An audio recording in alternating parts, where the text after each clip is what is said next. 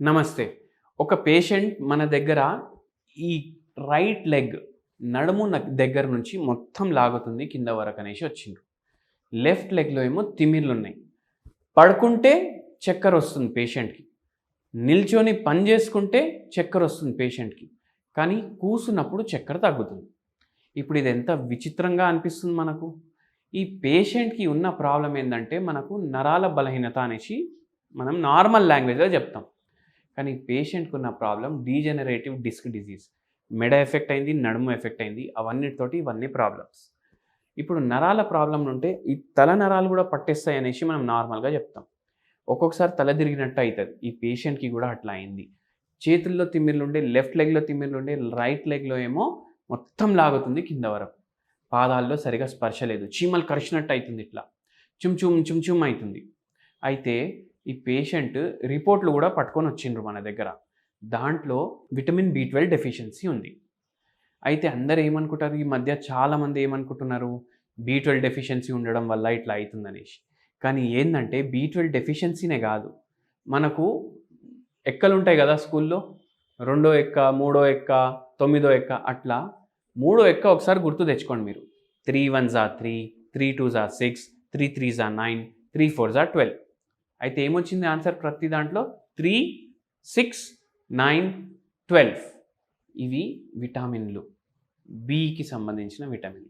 Vitamin B6, vitamin బి3, vitamin బి9, vitamin B12. ఇవన్నీ correct మాత్రలో ఉంటేనే మనకు నరాలు గట్టిగా ఉంటాయి. అయితే మీరు ఏం చేయాలి, ఇప్పుడు నాన్ వెజ్లో ఎక్కువ ఉంటుంది బి12, నాన్ వెజ్లో ఎక్కువ ఉంటుంది బి12. సో మీరు నాన్ వెజ్ పదార్థాలు తింటారు, కానీ దాంట్లో కూడా సమస్యలు ఉన్నాయి. ఏంది, కొలెస్ట్రాల్ పెరుగుడు, హార్ట్ ప్రాబ్లంలో రావడం, షుగర్ వ్యాధి రావడం. అయితే మీరు ఏం చేయండి అంటే పనీర్ ఉంటుంది కదా, డైలీ 50 గ్రాములు పనీర్ మీరేం చేయండి అంటే డ్రై రోస్ట్ చేసుకోండి. అంటే ఒక గిన్నెలో గరం చేసుకోండి. దాని మీద కొంచెం మిరియాల పౌడర్, కొంచెం ఉప్పు వేసుకొని డైలీ తినండి. ఇది చాలా టేస్టీ కూడా ఉంటుంది. మీరు బయట పనీర్ 65 కానీ, చికెన్ 65 కానీ, లేదంటే ఈ టిక్కా, చికెన్ టిక్కా, పన్నీర్ టిక్కా తింటారు కదా, అట్లా ఉంటుంది టేస్ట్. డైలీ 50 గ్రాములు తినండి, మధ్యాహ్నం తినండి. అదే లంచ్ అని అనుకోండి. లేకపోతే మీకు అట్లా నడవదు అంటే లైట్ లంచ్ చేసి ఈవినింగ్ టైం 5 o'clock 6 o'clock రోడ్ల మీద మనం ఆగి పునుగులు, మిర్చి బజ్జీలు అవన్నీ తింటాం కదా, దాంట్లో అంతా అడ్డం దొడ్డం నూనె ఉంటుంది, అది మొత్తం చిరుదండి ఉంటుంది, అది తినకండి. దాని బదులు ఇది తినండి. లేదంటే డిన్నర్ తింటే ఇదే తినండి, ఇంకేం తినకండి. దాంతో బి12 కవర్ అవుతుంది. మధ్యాహ్నం మీరు లంచ్ చేస్తారు కదా, మీరు ఏం చేయండి అంటే పుట్నాల పొడి పప్పు కదా, పుట్నాల పొడి ఒక 2 బుక్కల్లో కలుపుకొని ఆవు నెయ్యి వేసి తినండి. దీంట్లో కూడా మీకు బి6 వస్తుంది, బి9 వస్తుంది, కొద్దిగా బి12 కూడా వస్తుంది, ఎందుకంటే మీరు ఆవు నూనె వేస్తున్నారు కాబట్టి.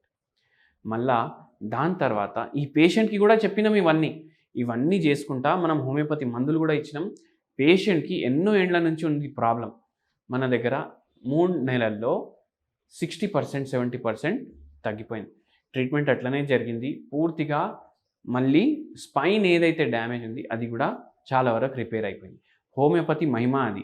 ఆపరేషన్ లేకుండా మనం మోకాలు నొప్పులు తగ్గిస్తాం, నడుము నొప్పి తగ్గిస్తాం, మెడ నొప్పి, చక్కర్లు, నరాల ప్రాబ్లం వితౌట్ సైడ్ ఎఫెక్ట్. మళ్ళీ అదే హోమియోపతిది స్పెషాలిటీ. అట్లా మీరు కూడా చేయండి. Thank you.